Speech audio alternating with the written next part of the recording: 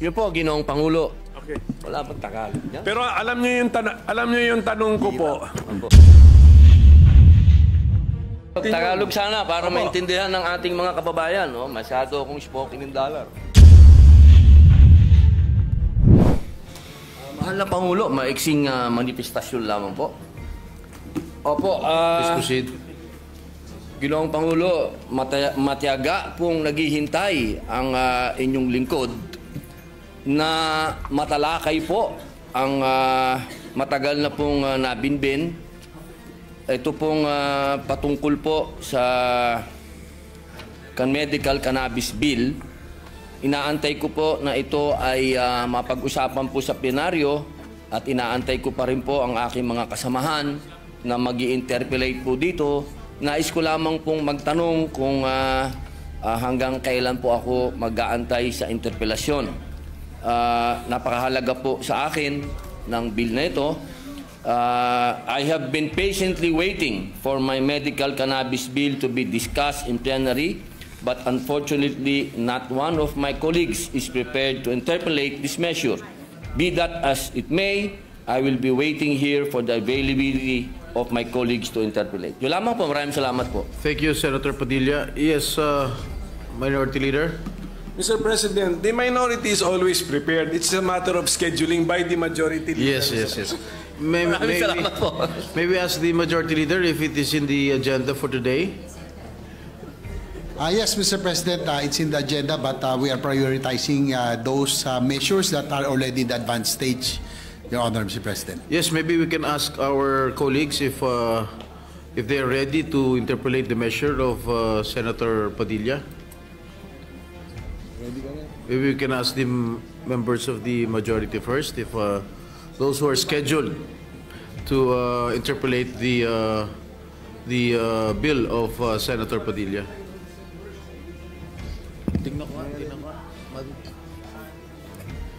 I think those who are scheduled to interpolate the bill of Senator Padilla is this representation, Senator Win Gatchalian, Senator Pia Cayetano, Senator Joel Villanueva, Senator Rizzo Ontiveros, and Senator Coco Pimentel. I think, is Senator Sherwin ready to interpolate? He is here right now. The medical cannabis bill. We can tackle it. Yes, Mr. President, probably later on after we tackle some important measures, we'll talk to the members of the majority who will be ready to. Yes, we can proceed later if some of our colleagues are ready to interpolate the bill of Senator Padilla. Maraming salamat po uli sa ating pinunong minorya sapagkat napakahalaga po ng panimulang salita sa usapin nito sapagkat ito pong ating isinusulong, ito po ay bunga ng isang revolusyon na naganap sa ating bayan na ipinaglalaban po ang kaban ng bayan. Ibig pong sabihin, ito pong COA na atin pong binabanggit dito, Ginoong Pangulo, ito po ay napakahalaga ng papel nito sa ating bayan. Sapagkat kung atin pong babalikan ang kasaysayan ng ating bansa, nabuo ang revolusyon dahil sa kapabayaan, pangungurakot, pagnanakaw, lahat na po, sabihin na natin, kaya po nagbunga ng revolusyon. At kung titingnan po natin sa 1987 Constitution, napakalaki po ng papel ng COA.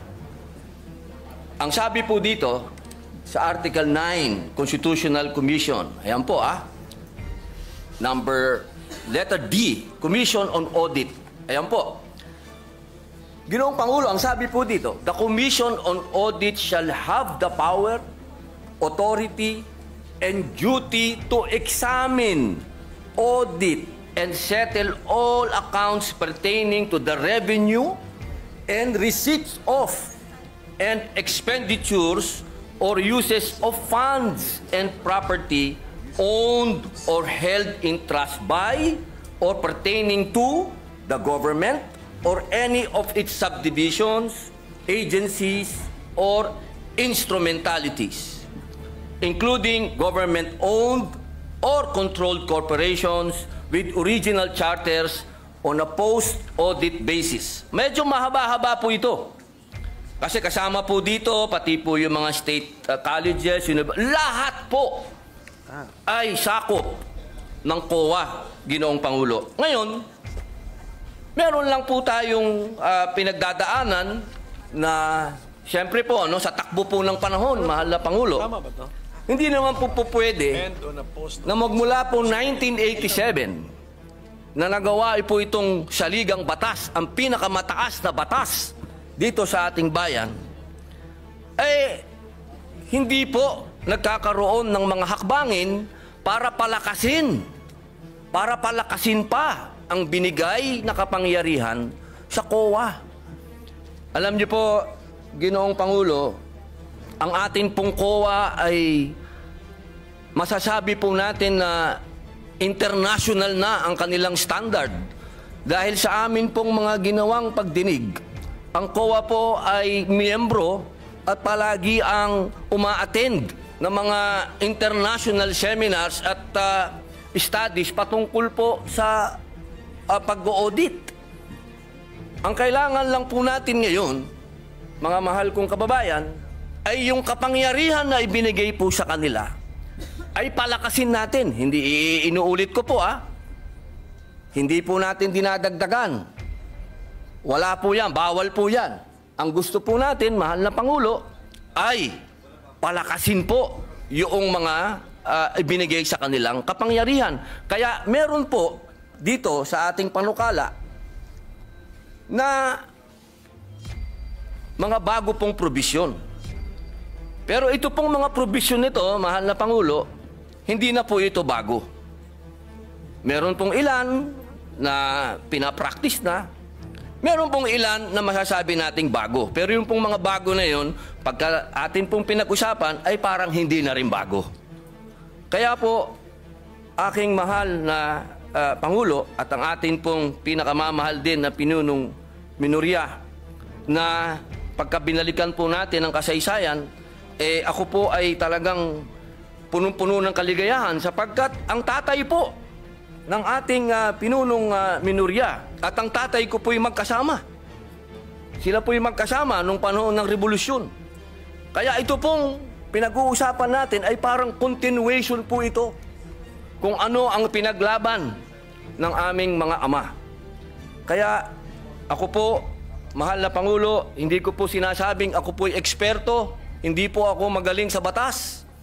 Hindi din po ako mathematician, hindi din po ako auditor. Ako po isang revolusyonaryo. Kaya ang hinihingi ko po sa aking mahal na kaibigan, sa ating pong pinunong minorya, ay maging kapartner ko po siya dito sa paglinang ng panukala na ito. Sapagkat naniniwala po ako na ang pinaglaban ng aming mga ama hanggang ngayon, ito po ang natatanging lamang panglaban ng taong bayan sa korupsyon. Ito lamang pong COA. Maraming salamat po, Ginoong Pangulo. Salamat po. At marami na pong nasagot dun sa opening statement ng ating sponsor, ang ating mga concerns. Pero ito pong ating panukala ay isa po itong code. Opo. Tama po. So, ang gusto ba natin mangyari dito na lahat ng ating gustong malaman tungkol sa government auditing ay dito natin makikita at mahanap sa panukalang ito. Opo. Okay. Alam niyo po, katunayan po, mahal na Pangulo, noong nagsagawa po kami ng pagdinig, napaka eye-opener po. Sapagkat marami po talaga na hindi naman nasasaad sa batas, pero kanila na po itong isinasagawa at ginagawa na po nila. Ang kailangan po natin ngayon na Ginoong Pangulo, maging batas po para mas lalo pong maging masabi pong matalim ang kanilang ipin po. Pero yung mga sinasabi po nating existing practice na ngayon na ginagawa nila ay ano po ang legal basis nun? Opo. Kasi ito ba ay, siyempre, bago nila ginawa yan, kinover muna nila sarili nila ng, ano ba tawag, circular ba? Opo, Is it circular. O, Opo. sige. Ano po ang legal basis ng Commission on Audit sa para sa kapangyarihan nila sa pag-issue ng circular? Opo, napakaganda po ng tanong ng ating pinunong minorya. At yan po, alam niyo po, dito po sa aking kaliwa, kung titingnan niyo po, dahil ang sabi ko po sa kanila, Ginoong Pangulo, tayo po ay haharap sa bar tatnacher, mathematician pa. Kaya kailangan po, battery ng mga auditors ang kailangan po natin dito sa kaliwa. Ano po?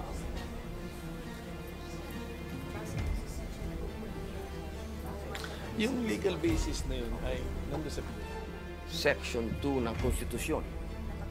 Opo. Dito po, sa nakalagay po sa ating Konstitusyon, sa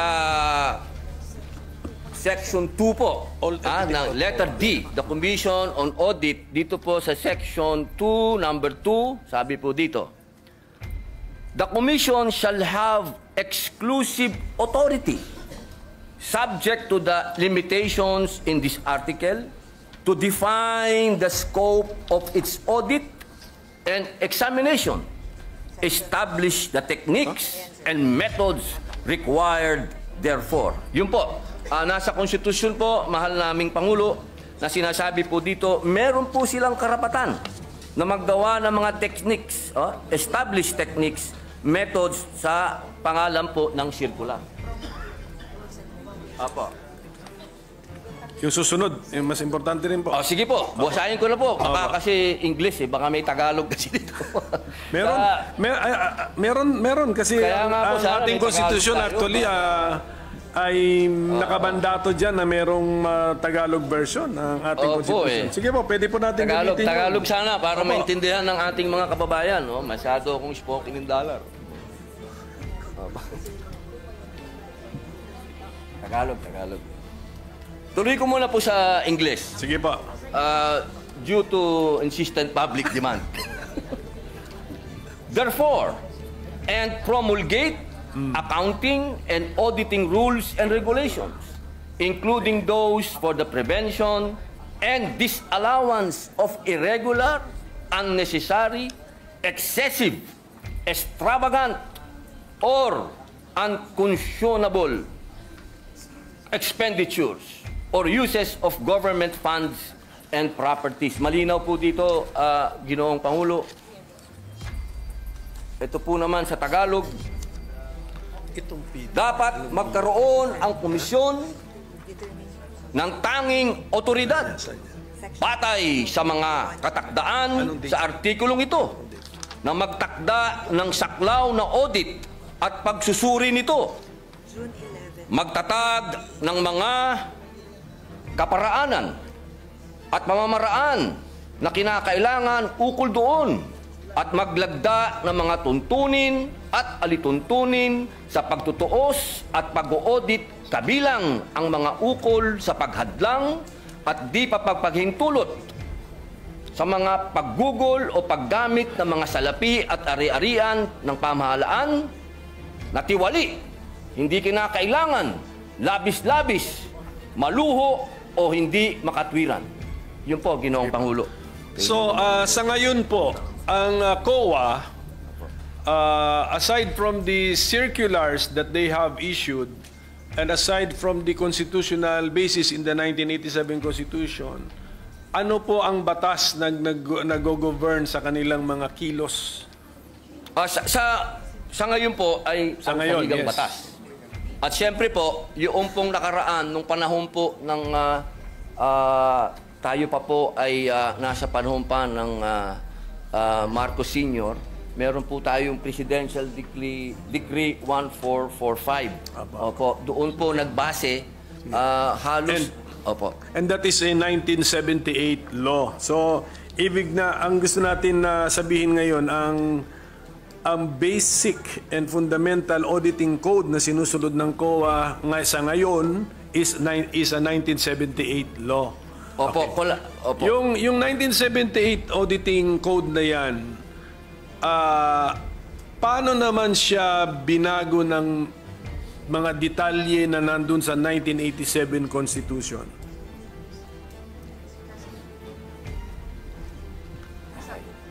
Apo. Ng 1987 Constitution.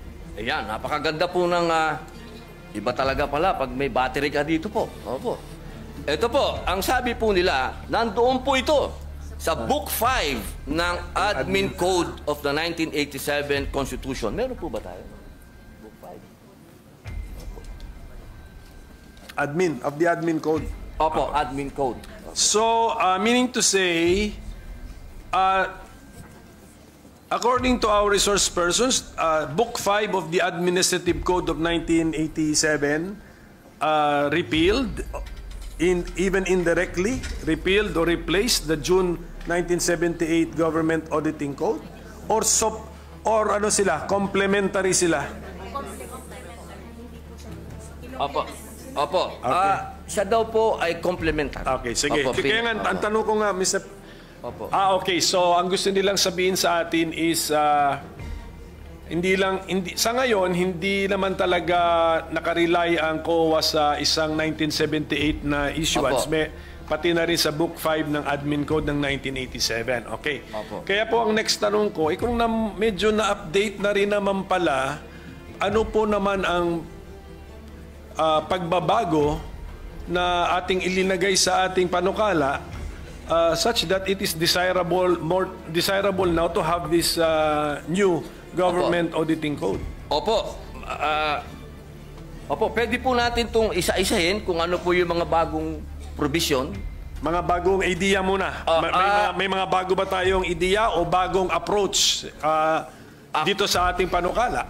Kasi kung unless sasabihin nyo po sa amin na Opo. yung circular, pinagsama-sama lang natin lahat at ginawa nating code. Ganun ba ang ginawa natin dito sa panukalang ito o hindi?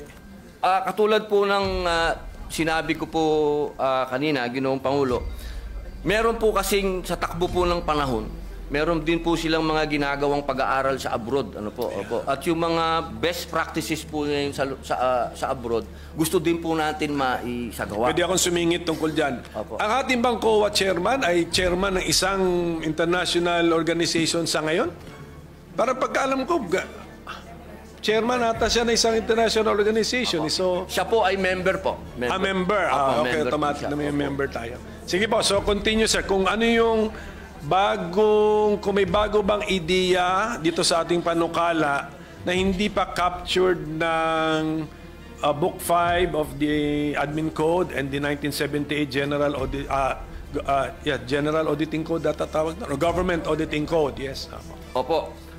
Kasi po may mga kaso po din, marami din pong mga bagong na-desisyon ng Supreme Court na mga kaso po na nakakapag-define po ng mga kailangan sundin ng COA o sundin ng mga tao po. Opo.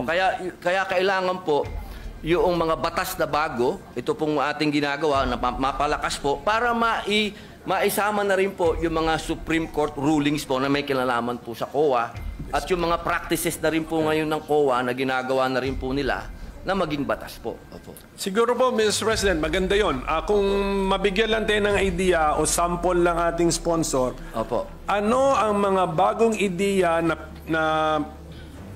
nakuha natin sa jurisprudence na ilinagay na ngayon natin sa panukala?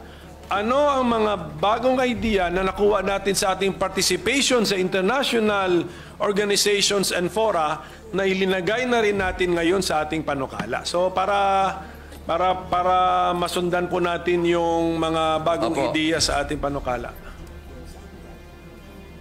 Meron po ito kaninang umaga amin itong pinag-aralan. Section 27 ba yun? Sandali lang po. A minute suspension, Mr. President. Opo. Session is suspended for a minute. Was in the process of answering the question already, Mr. President. So. Opo. Ginoong Pangulo, meron pong mga pangyayari katulad po ngayon, habang iniaantay po natin yung para sa Supreme Court, tatalon lang po ako. Katulad po sa Section 60, sinasabi po dito, Ginoong Pangulo, na katulad po kahapon, napag-usapan po natin yung e-governance. So dito po sa Section 16 ng ating panukala, nasasabi po dito, ay dinagdag po natin ang electronic transaction, katulad ng electronic documents, electronic collection, and electronic project. Ito po na rin ay pinapractice na rin po ito ng COA po sa ngayon. Yan po yung isa po na masasabi po nating malaking pagbabago. Opo, at dito naman po kanina, nagkaroon po ng kaso na dinesisyonan po ng Korte Suprema. Meron na? Yes. Ano? Ito po yun, ano? Section 27, matagal na po itong pinapractice ng COA. Ito po ay patungkol sa pagbabawal sa mga private entities for rendering audit or related services to government agencies. Kailangan muna po ng COA's approval kung kukuha ng pribadong entidad para gumawa ng mga audit sa mga government agencies. Nagkaroon po ng kaso ito, Ginoong Pangulo, at ang naging desisyon po ay pagkalagpas ng 60 days. Iba pala to. Sorry po. Ang sabi po dito, hindi po pwede. Pwede na pwedeng kumuha ng pribadong auditing firm yung private ng mga government agency po. Pwede po silang kumuha. Opo. Hindi po pwede na ang sinasabi po. Kasi ito, ang ano po nito, galing po ito sa deliberasyon ng 1987 Constitution. Kasi meron po itong isang commissioner, sinasabi niya, sabi niya doon, hindi, kailangan exclusive ang COA. Ang sabi naman po ng ibang commissioner, hindi pwede. Natalo po siya sa bilangan. At yun po ang ginamit ng Supreme Court na argumento na hindi po pwede na exclusive. Kailangan pwede silang kumuha ng iba. Yun po yung mga desisyon na masasabi po natin na nangyari. Meron pa pong isa. Opo. Dito po sa Section 28, ito ay nasa PD 1445. At base rin po ito sa desisyon ng Korte Suprema. Ito po ay patungkol sa probisyon ng pag-hire ng law firms o private lawyers. Ito po ay alinsunod sa desisyon ng Korte Suprema. Kasi alam niyo po, minsan kailangan magpaalam pa sa COA, hindi na po, kumbaga, nagkakasuhan na. Ginoong Pangulo, nagkadimandahan na, wala nang panahon. Ang sabi po dito, na kapag lumagpas na yung 60 days, deemed approved na po yung request ng kung sino man pong ang gustong mag-hire ng lawyer, private lawyer. Yun po yung mga masasabi nating bago na meron po talagang bigat. Kasi ito po ay may kinalaman na sa mga desisyon ng Korte Suprema at ganoon din po doon sa paparating po na e-governance. So, hindi pa po ito natitesting, itong Section 28, kunyari lumampas ng 60 days, gumastos na ngayon yung... Meron na pong desisyon. Meron na pong desisyon ang Supreme Court. So, sa ngayon, disallowed. Pero ang COA, wala pa po. Ilalagay po natin ngayon sa batas. Kaya nga, kung wala ito, kaya sa ngayon, disallowed. Hindi pwede. Kung pagbabasihan po yung desisyon ng Supreme Court, what was the decision? Allowed? The Supreme Court allowed the expense of government in the hiring of private lawyer or 60 days. Or sustained the 60 decision? days po So even the 60 days is in that decision? Hindi ako familiar po sa decision na yan. Opo. So, okay. Oo. Yun po, malinaw po yun Malinaw po, Ginoong Pangulo, na halimbawa po, katulad po ng Pisan, di ba? Pisan, nag-hire po sila ng lawyer nila, lumagpas po, hindi po, ang nangyari ang tagal po, hindi po nila maantay-antay yung approval ng COA. Ang sabi po, 60 days, deemed approved na po yun. Pag lumagpas. Okay. Ngayon, kinaklaro natin dito. Opo. Sige po. How about sa international best practices? Meron ba tayong napulot doon na linalagay ngayon natin dito sa ating panukala? Ano pong tawag? Section 26. Ayun! Nako, ito po yung pinakamaganda na pinag-usapan po namin. Ako gusto ko po ito. Kasi maraming lugar na hindi napupuntahan ng COA. Nakalagay po dito sa Section 26. Institutionalizes COA Citizen Participating Audit Program. Ito po yung Deputized Citizen Participatory Office. Since 2016 pa po ito, ginagawa nyo na. Opo, nagde-deputize po sila. Opo, ng mga mga CPA po, no? Tawag po nila CPA, opo. Kaya po ito po ay napakaganda sapagkat marami pong lugar dito sa ating bayan ang hindi po napupuntahan, Ginoong Pangulo. So ito pong participation ng civil society organizations na natin ay linilimit natin sa remote and critical areas. Bakit hindi natin gawin as a general rule? Opo. Sama sila. Actually, general rule po siya. Opo. Well, ito pang ang pagkasulat natin ay located page 20, line 17 to 18 nakasulat dito. Monitoring of projects located in remote and critical areas. So mukhang maganda itong idea na ito. Bakit din natin gawing partner ng COA ang CSO? For all, if you want. Opo, yun daw po, practice na po na raw nila Ginoong Pangulo. Ito po yung ginagawa na raw po nila. Opo. So, balikan po natin itong 26. Ano natin? Opo. I-expand po natin. Opo.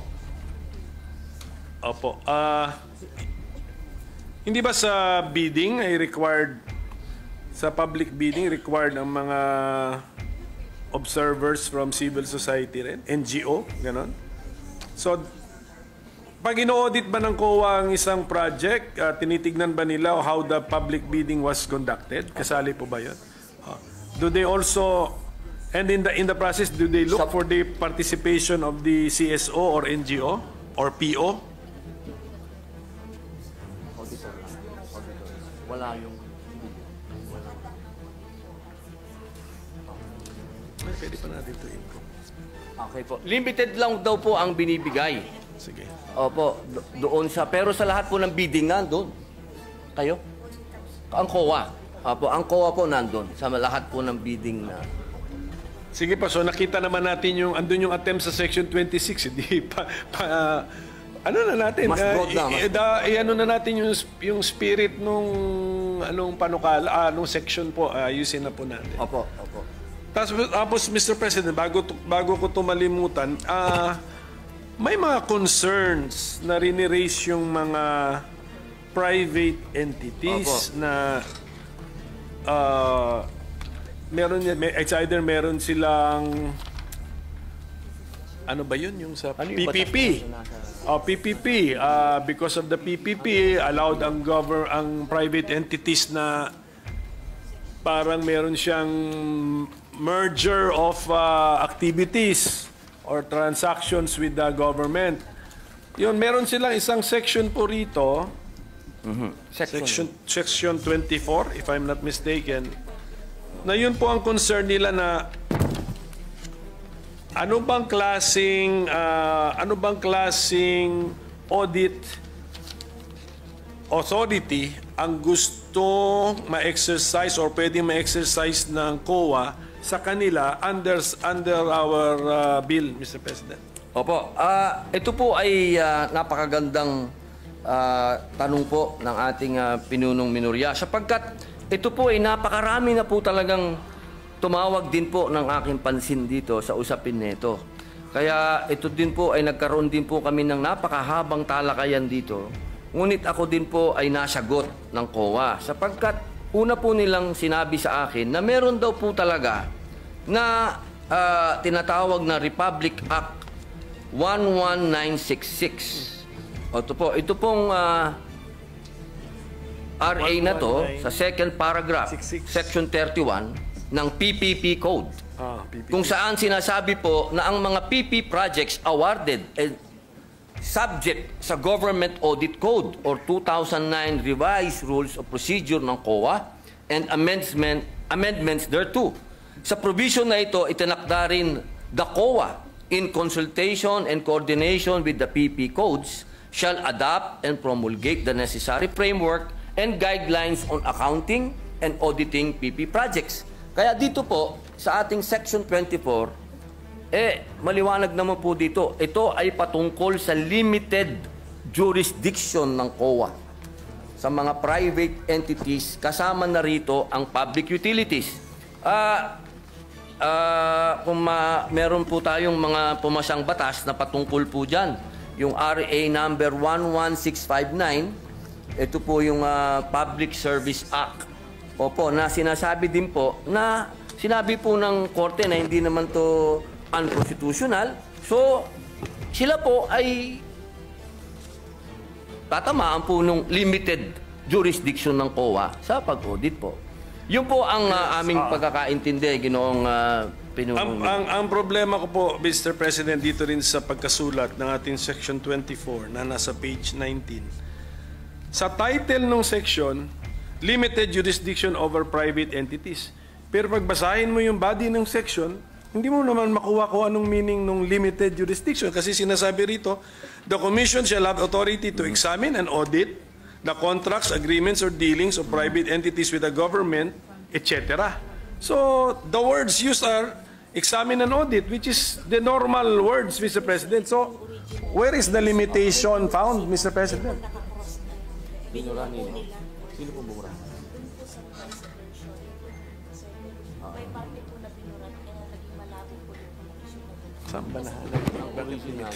Okay. Maganda po ng naging talakayan dito sa amin.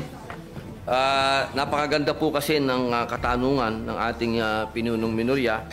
At alam niyo po, ito po kasing pinag-uusapan natin ngayon, ito po ay galing pa sa Presidential Decree number 1445. Patingin ng 1445. At ito po ay at ang amin pong napagdesisyonan, amin pong i-specify dito sa Section 24 na malinaw kung ano po yung dadaan sa audit. Ibig pong sabihin, kung ano lamang po yung dinapuan ng pera ng gobyerno, doon po sa PPP, doon lang po sila may karapatan na mag-audit. Kung saan lang po dumapo yung pera po ng gobyerno. Pero maliban po doon, wala po silang pwedeng silipin doon po patungkol doon sa private na kumpanya. Pero sa ngayon po ating sponsor na sa pagkakasulat ngayon, medyo hindi yan limited jurisdiction. Opo. Tama, okay, Opo, sige opo. po. At least tinatanggap po ng ating So malalaman lang natin ito or kung kami ba ang ating mga kasama ba ay sasang-ayon sa amendment, kung marinig na namin kung paano natin mahuhuli yung konsepto ng limited jurisdiction. Opo. Sige po. Opo. So at least maganda po yan at malaking bagay na po yan na yung parang agam-agam nila, yung worry nila, concern na... Opo. Natural po yung kanilang pag-aalala sapagkat sila po ay mga investor din po. Siyempre po, kailangan din natin alagaan yung mga investor. Pero wag po silang malumbay at wag po silang mag-alala. At lahat po ng pwedeng gawin ng COA patungkol lamang po sa pera ng gobyerno po. Ngayon po, yung konsepto ng right sizing, nakaka-discuss lang natin, parang nasa bill din yun. Pero yung kahulugan ba ng right sizing na gamit natin sa panukalang ito, kaparehas nung right sizing na sinabi po ng ating Senate President na dinipensahan niya yung kanyang panukala. Opo, alam niyo po, kung mapapansin niyo po, kasama po ako ng ating Ginoong Pangulo doon sa right sizing sapagkat naniniwala po tayo doon. Pero kanina po sa kanyang paliwanag, malinaw din po na sinabi niya, hindi po ibig sabihin nun na tayo po ay magbabawas o ano. Kung hindi, pipiliin po yung mga tao talaga na talagang sila po yung magpe-perform. Yung talaga pong may mga kakayahan. Yung tunay po na masasabi po natin na madi-deserve po nila kung magkano po yung natatanggap nilang sweldo mula po doon sa ahensya ng gobyerno. Kaya ako po ay nakasuporta po doon. At dito po, sa kasalukuyan, naririnig ko po ang aking lupon at kanila pong naisagutin ang inyo pong katanungan. Opo.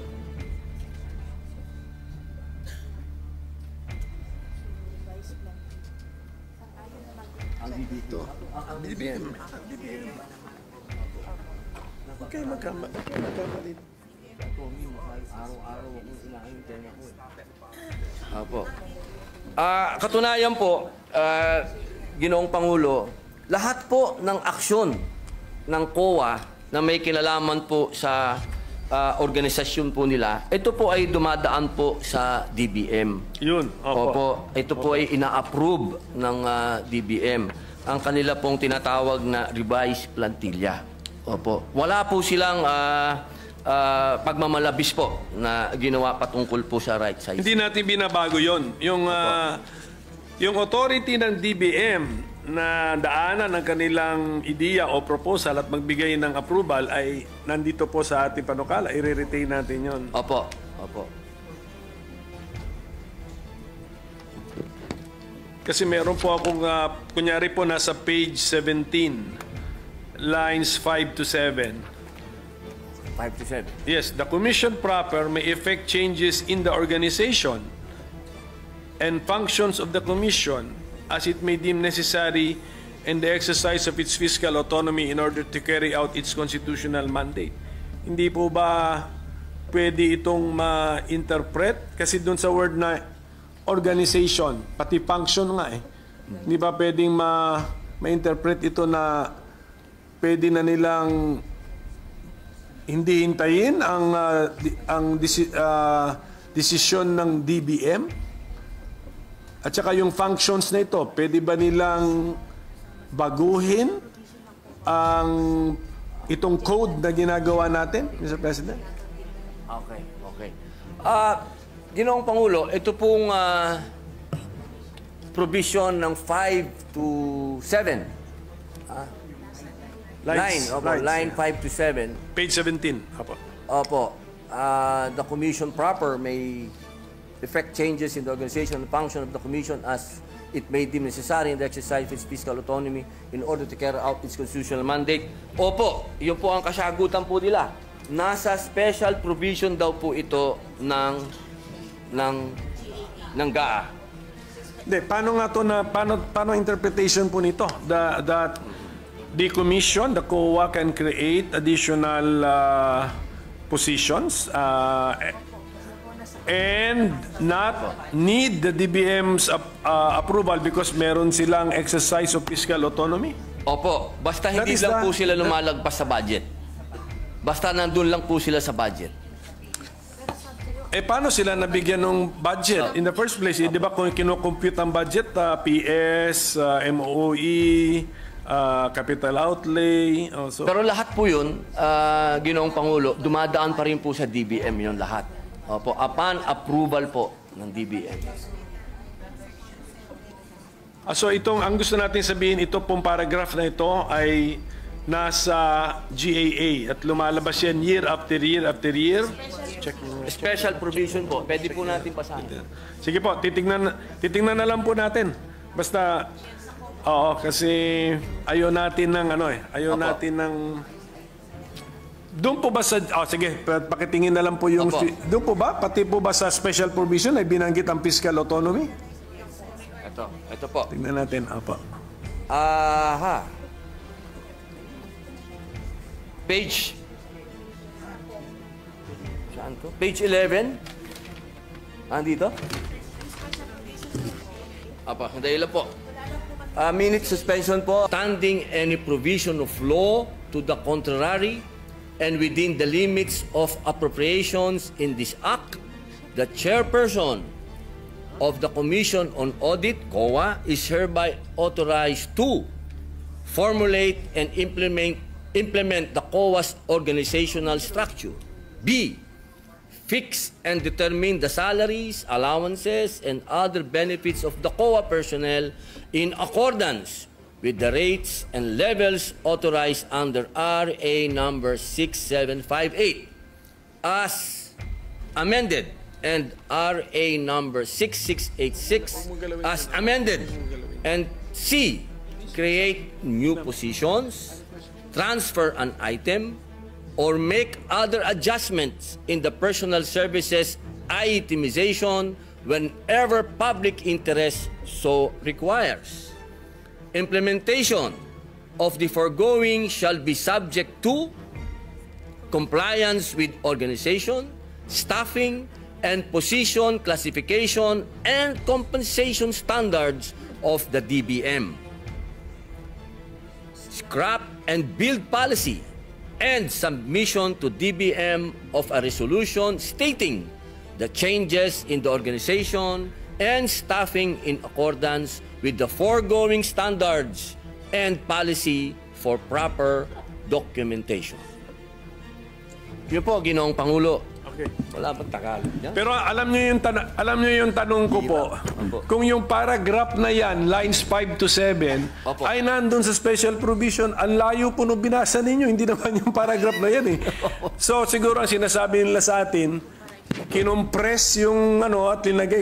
Pero delikado po kasi mag-compress tayo ng ilang ideas kasi when we re-expand the compressed sentence, pwedeng iba na ulit yung conclusion natin. Iba na po.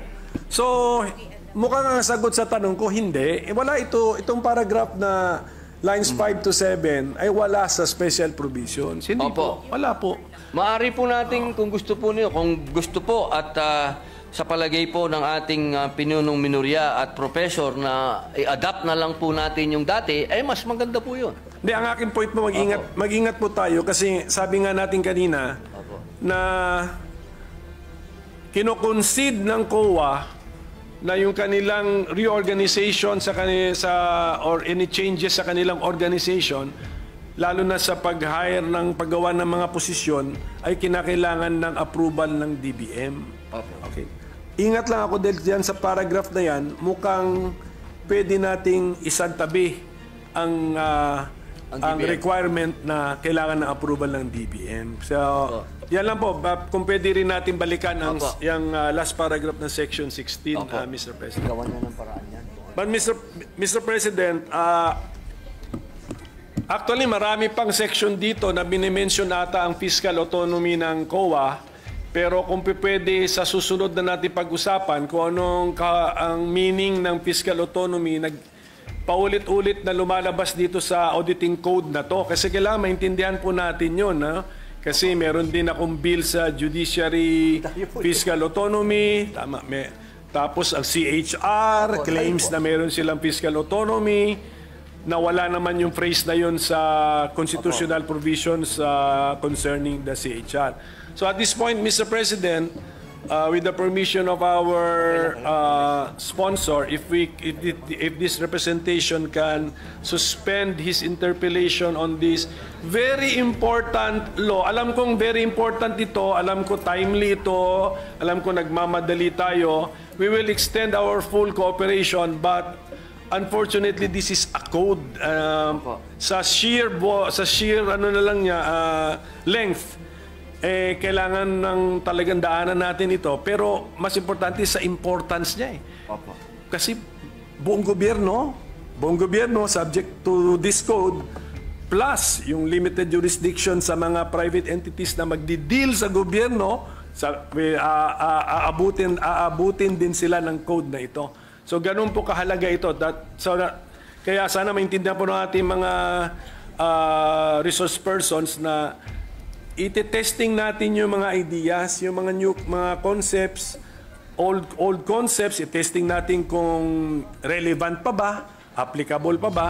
Then kung yung mga new concepts, iti-testing din natin kung mag-work ba sa tunay na buhay. So that is the That is the purpose of our interpellation. But we are the minority is supportive of this bill. Napapanahon na. If 1978 yung PD, 1987 yung Book 5 ng Admin Code, ano na po yun? I mean, 30 plus years na ang basis. Nagbago na mundo. Sige po. So, and of course, I know for a fact na very exposed ang ating mga auditors to their participation in international organizations and fora. And in fact, meron tayong mga auditors na hina-hire ng UN. Tama? Tama. So, must be, ano na yun, parang, anong tawag mo nun? Parang, ano ba yun? Parang endorsement or ano ba yun? Patunay na po yun. Patunay o pagkilala sa galing at abilidad at reputasyon ng ating mga auditors. Okay? So, yun lang po yun. So, I hope they understand may konting delay but this is a necessary delay. I hope they understand. So, thank you, Mr. President, if I can suspend my